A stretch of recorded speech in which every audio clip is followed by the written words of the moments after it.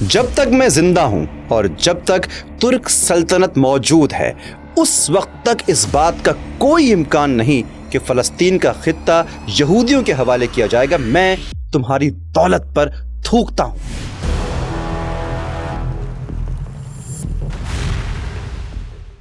یہ الفاظ خلافت عثمانیہ کے آخری حکمران سلطان عبد الحمید ثانی کے ہیں، جو انہوں نے صہیونی تحریک یعنی زیونسٹ موومنٹ کے لیڈر تھیوڈور ہرزل کے سامنے کہے۔ ہرزل نے کہا تھا کہ وہ ترکی کے سارے قرضے ادا کرنے کے لیے یہودیوں سے رقم لے سکتا ہے، مگر شرط یہ ہے کہ فلسطین کو یہودیوں کا وطن قرار دیا جائے۔ لیکن سلطان یہودیوں کے ارادوں سے پہلے سے ہی واقف تھے کہ وہ کیا ہیں۔ یہی وجہ تھی کہ عثمانی خلافت نے 1871 میں فلسطین کے 80% علاقے کو ریاست کی ملکیت قرار دیا تھا۔ جب عبد الحمید ثانی کی تاج پوشی ہوئی تو 1883 میں انہوں نے فلسطین میں زمینوں کی خریداری پر پابندی لگائی تھی۔ یہودیوں کی نیت کو بھانپتے ہوئے 1900 میں عثمانی حکومت نے یہودیوں کی فلسطین میں قیام کو 30 دن تک محدود کیا اور یہ اعلان کیا کہ فلسطین میں یورپ سے جلا وطن ہونے والے یہودیوں کو آباد نہیں کیا جا سکتا۔ سلطنت عثمانیہ کے اس فیصلے سے یہودیوں کے ہزاروں سال پرانے خواب ٹوٹنا شروع ہو گئے۔ صہیونی لیڈر ہرزل نے سمجھا کہ شاید اس کی پیشکش میں کوئی کمی رہ گئی۔ اس نے 1901 میں اپنے پولش نمائندے فلپ لیونسکی کے ذریعے سلطان کو پیشکش کی کہ غیر ملکی قرضوں کی ادائیگی کے ساتھ ساتھ عثمانی سلطان کے لیے یورپ میں ان کے حق میں پروپیگنڈا بھی کریں گے۔ اسی لیے بہتر یہی ہے کہ فلسطینی زمینوں پر یہودیوں کو آباد ہونے کا موقع دیا جائے۔ لیکن سلطان اپنے موقف سے ٹس سے مس نہ ہوئے۔ جناب ہرزل کو میری نصیحت ہے کہ آئندہ وہ اس موضوع کے بارے میں نہ سوچیں، اس لیے کہ فلسطین میری ملکیت نہیں۔ میں فلسطین کی زمین کا ایک بالشت بھی نہیں بیچ سکتا۔ فلسطین سارے مسلمانوں کی ملکیت ہے۔ اس مٹی کی خاطر میرے آباء و اجداد عثمانیوں نے سینکڑوں سال جہاد کیا۔ اس کی مٹی میں مسلمانوں کا خون شامل ہے، جس کی گواہی میری عوام نے دی ہے۔ یہودیوں کو میری نصیحت ہے کہ وہ اپنی دولت اپنے پاس سنبھال کر رکھیں، اور اگر خلافت کا شیرازہ بکھر گیا تو فلسطین کو بغیر قیمت کے ہی لے لیں۔ لیکن جب تک میں زندہ ہوں، اللہ کی قسم کھا کر کہتا ہوں کہ چھری کے ساتھ میرے بدن کو کاٹنا آسان ہے، لیکن فلسطین کو مسلمان امت سے کاٹنا آسان نہیں۔ سلطان کا جواب صہیونی لیڈر کے لیے ناقابل برداشت تھا۔ اس کے تن بدن میں آگ لگ گئی۔ صہیونی لیڈر ہرزل سیخ پا ہو گیا۔ اس نے سلطان کا جواب لانے والے ایمانوئل قراسو افندی سے کہا کہ سلطان کو یہ بتاؤ کہ تم دیکھ لو گے کہ ہماری پیشکش کو ٹھکرانے کا نتیجہ کتنا برا ہے۔ قراسو نے پوچھا کہ ہم کس طرح سلطان کا مقابلہ کر سکتے ہیں۔ ہرزل نے کہا کہ اپنے مقصد کو حاصل کرنے کے لیے دولت، عورت، زمین، رشوت، شراب، فحاشی، جو ترکیب میسر ہو آزماؤ۔ یہ بات سن کر قراسو نے کہا کہ یہ تو گناہ کا کام ہے۔ ہرزل نے کہا کہ اپنے مقصد کو حاصل کرنے کے لیے سب کچھ جائز ہے، پھر بھی اگر دشمن ان ترکیبوں سے بھی قابو میں نہیں آتا تو اسے قتل کر دو۔ عثمانی سلطان کے انکار کے بعد یہودیوں نے اپنی سازشیں شروع کر دیں۔ ہرزل کی اس دھمکی کے فوراً بعد سلطان عبد الحمید کی حکومت کا تختہ الٹنے کے منصوبے بننا شروع ہو گئے۔ ترک فوجیوں میں مذہب کے خلاف پروپیگنڈا شروع کیا گیا۔ اب فلسطین پر یہودیوں کے قبضے کی راہ میں حائل تمام رکاوٹوں کو صاف کر دیا گیا۔ سلطان کو اس کی برطرفی کا پیغام پہنچانے والوں میں 2 ترک مسلمانوں کے ساتھ ساتھ وہ ایک یہودی بھی شامل تھا جس نے صہیونی رہنما کا پیغام سلطان تک پہنچایا تھا، وہی قراسو افندی۔ سلطان عبد الحمید کی معزولی کی خبر شاہی دربار میں پہنچانے کے لیے ایک کمیٹی قائم کی گئی تھی جس میں وہ بھی شامل تھا۔ اب کچھ بات کرتے ہیں کہ یہ ایمانوئل قراسو کون تھا۔ ایمانوئل قراسو ہجرت کر کے آنے والے خاندان سے تعلق رکھتا تھا اور ایک یہودی تھا جو ترک نوجوانوں کی تحریک میں شروع ہی سے شامل تھا۔ اس کی اصل ذمہ داری سلطان کے خلاف عوام میں پروپیگنڈا کرنا اور شاہی خاندان کے خلاف جھوٹے اسکینڈلز اور شکوک و شبہات کو پھیلانا تھا۔ وکالت اس کا پیشہ تھا۔ اس کے لیے اس کی چرب زبانی اس کی صہیونی ذمہ داری میں بہت کام آئی۔ عثمانی پارلیمنٹ میں ایک مرتبہ سلونیکا اور دوسری بار استنبول سے ممبر بھی رہا۔ ممبر پارلیمنٹ کی حیثیت سے رشوت خوری کے ذریعے اس نے خوب دولت سمیٹی، یہاں تک کہ ایک بڑی رشوت کے عوض اٹلی کو لیبیا پر قبضہ کروانے میں اس نے اپنا اہم رول ادا کیا۔ اس کی غداری اور بدعہدی یعنی بددیانتی کا نتیجہ یہ تھا کہ عثمانی سلطنت کو پہلی جنگ عظیم میں اٹلی کا ساتھ دینا پڑا۔ اور اب یورپ میں کیا ہوا؟ یورپی ملکوں کے آپس کے اختلافات کی وجہ سے پہلی جنگ عظیم یعنی ورلڈ وار 1 شروع ہو گئی تھی۔ پہلی جنگ عظیم 28 جولائی 1914 سے شروع ہو کر 11 نومبر 1918 تک چلتی رہی۔ یہودی سوچ میں پڑ گئے کہ اس جنگ میں وہ کس کا ساتھ دیں۔ وہ نہیں جانتے تھے کہ اس جنگ میں کس کو کامیابی حاصل ہوگی۔ جنگ میں ترکی، برطانیہ، جرمنی، فرانس، روس سبھی شامل تھے اور یہودی ہر ملک میں ہی موجود تھے، لیکن اپنے ہی مفادات کے وفادار تھے۔ انہیں کسی ملک سے ہمدردی نہیں تھی، انہیں اس ملک کی فتح یا شکست سے کوئی غرض نہیں تھی، بلکہ اپنی چالاکی، عیاری اور اپنی سودی کاروبار پر فخر تھا۔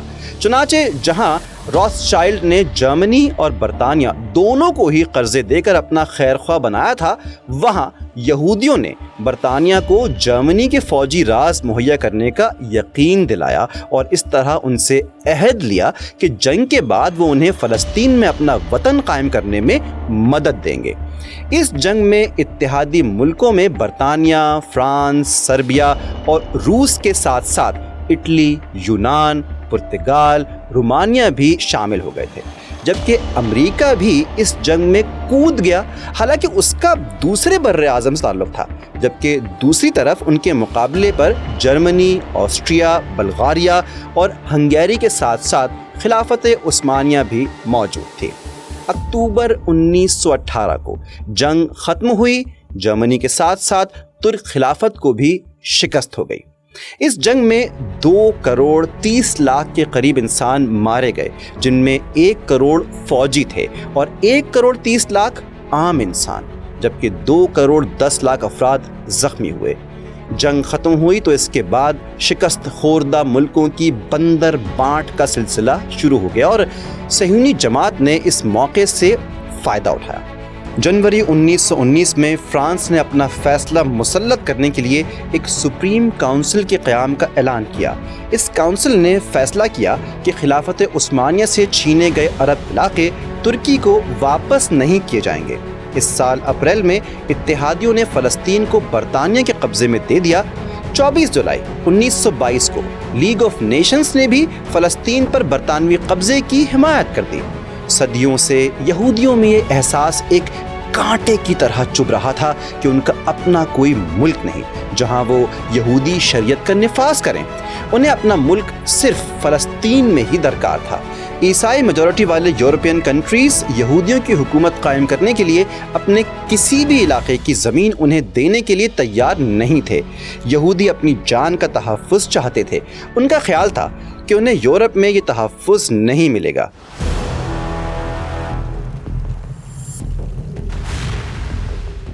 یہی وجہ تھی کہ ہرزل نے یہودی ریاست کے نام سے 1897 میں ایک کتاب لکھی۔ اسے کئی روسی پناہ گزین ہم خیال مل گئے تھے، جن سے مل کر اس نے اسی سال باسک اسپین میں یہودیوں کی ایک کانفرنس بلائی۔ اس کانفرنس میں کیا ہوا؟ یہودیوں کے ہر طبقے کے 200 لوگ شامل ہوئے اور انہوں نے طے کیا کہ یہودی قوم کے لیے فلسطین میں ایک وطن حاصل کیا جائے اور اس کے لیے جائز ناجائز ہر طرح کی کوشش کی جائے۔ 1916 میں عربوں اور ترکوں میں جنگ چھڑ گئی۔ ترک اور عرب مسلمانوں میں ہونے والی اس جنگ کی بنیاد قوم پرستی تھی۔ انگریزوں نے اس اختلاف کو خوب ہوا دی اور اسی سال محمد بن سعود نے ریاض بھی فتح کر لیا۔ اچھا، یہ محمد بن سعود وہی ہیں جنہوں نے سعودی عرب کی بنیاد رکھی۔ انگریز ایک عرصے سے ترکی کو مرد بیمار کہہ رہا تھا۔ اس نے لارنس آف عربیہ جیسے مکار اور چالاک شخص کو آگے کیا تاکہ خلافت عثمانیہ کو ختم کرے اور مسلمانوں کے اتحاد کو ٹکڑے ٹکڑے کر دے۔ انگریز شاہ سعود کی پشت پناہی بھی کرتے رہے۔ یہودی ان کے پیچھے اور اس کے آس پاس لگے رہے تاکہ ترکوں کو شکست کے بعد فلسطین انہیں مل جائے، جبکہ انگریزوں نے سعودی عرب سے بھی وعدہ کر لیا تھا کہ وہ فلسطین ان کے حوالے کر دے گا۔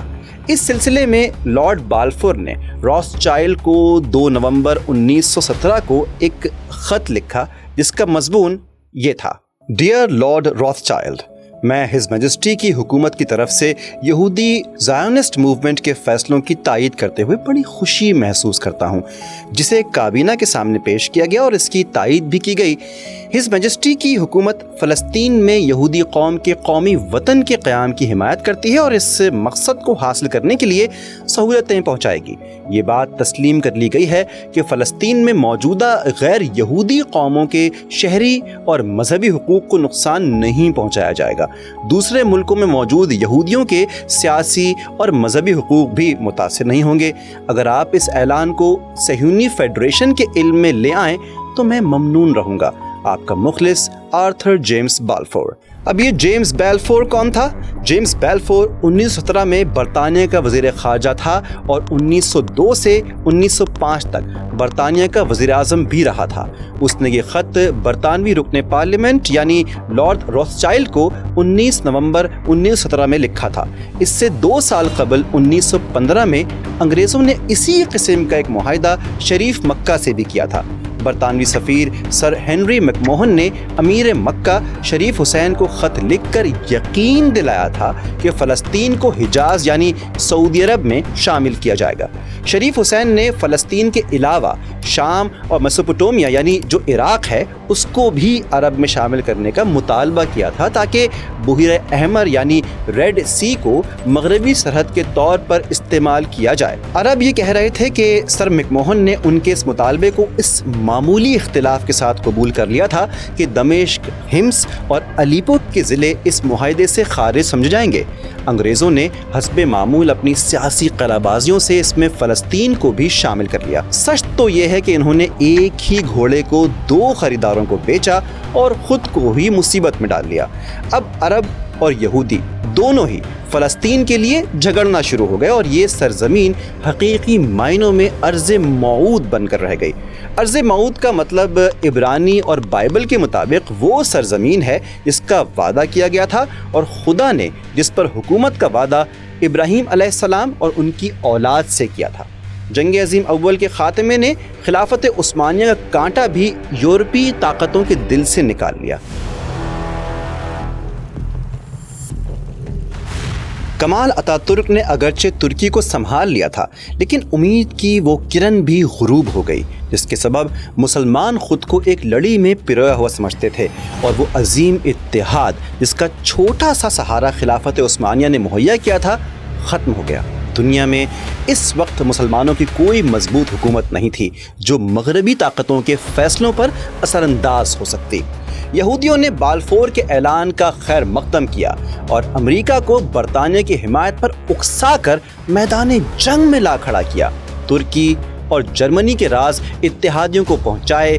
یہودی رہنما ڈاکٹر ویزمن نے بارود میں ایک کیمیاوی عنصر ایسیٹون دریافت کر کے انگریزوں کے حوالے کیا۔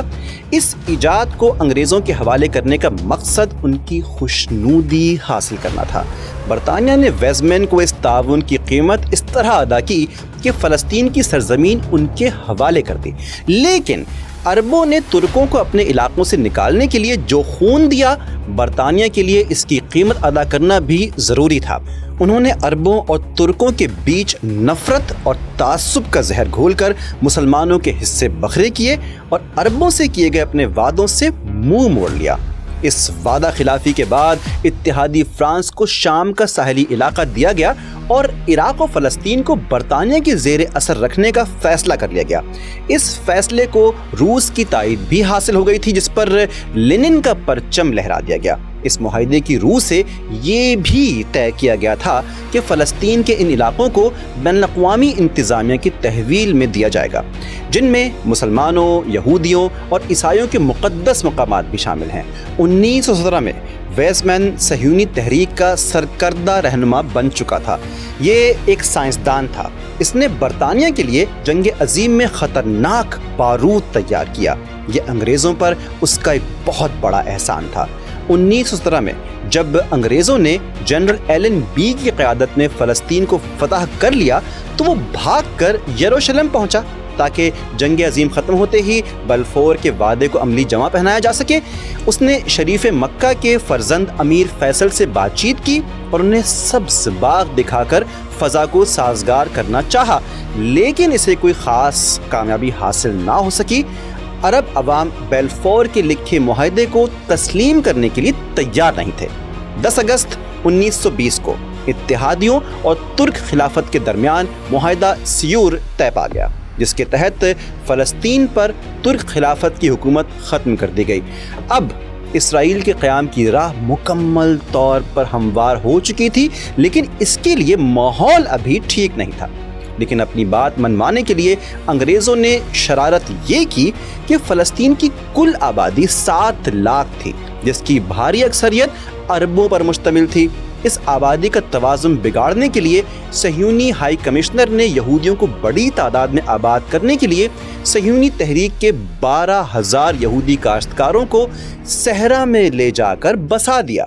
وہ یہودی جو برطانیہ، جرمنی، فرانس، روس اور دوسرے سرد اور ترقی یافتہ ملکوں میں رہتے تھے، جب اس تپتے ہوئے دوزخ میں پہنچے تو ان کی آنکھیں پھٹی کی پھٹی رہ گئیں۔ وہ جنت کہاں ہے؟ کہاں ہیں دودھ اور شہد کی نہریں؟ تو ان کے یہودی مذہبی رہنما ربی انہیں دلاسا دیتے تھے کہ وہ نہریں مسلمان اور عیسائی پی گئے۔ ربیوں نے انہیں یقین دلایا کہ یہودیوں کے خدا یہوہ نے ان نہروں کو دنیا سے اٹھا لیا ہے، اور جب یہوہ کے منتخب لوگ دوبارہ یہاں آباد ہوں گے تو وہ ان نہروں کو دوبارہ جاری کر دے گا۔ یہ باتیں سن کر حیرت زدہ یہودی جلتے ہوئے ہونٹوں پر خشک زبان پھیر کر رہتے۔ انہیں راتوں کو مچھر کاٹتے۔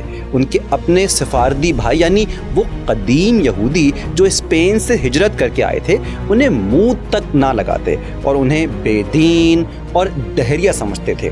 وہ کہتے تھے کہ یہ تازہ ہجرت کر کے آنے والے یہودی جو نئی تہذیب کے دل دادا ہیں، جو مچھروں کی شکایت کرتے ہیں، بلکہ یوں کہہ لیں کہ یہوہ کی سرزمین کے مقدس مچھروں کی شکایت کرتے ہیں، دراصل یہودی کہلانے کے لائق نہیں۔ اس موقع پر اگر راس چائلڈ ان آباد کار یہودیوں کی دستگیری نہ کرتا تو یہ یہودی فلسطین میں زندہ رہنے کے بجائے یورپ میں ہی بے موت مرنا گوارا کر لیتے۔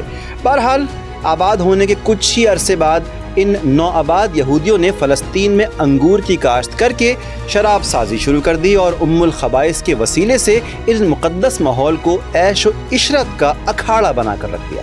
یہ عیش اور عشرت کا ٹھکانہ کب اور کیسے ظلم اور بربریت کا گڑھ بن گیا، یہ جاننا ابھی باقی ہے۔ آپ سے بہت جلد ملاقات ہوگی ہسٹری آف پیلسٹائن کے ایپیسوڈ 2 میں۔ تب تک اپنے لائکس اور کمنٹس سے ہماری حوصلہ افزائی کرتے رہیے گا، ساتھ ساتھ ہمیں سبسکرائب اور بیل آئیکن پر کلک لازمی کیجیے گا۔ بہت جلد آپ سے دوبارہ ملاقات ہوگی، تب تک کے لیے اپنا خیال رکھیے گا۔ اللہ حافظ۔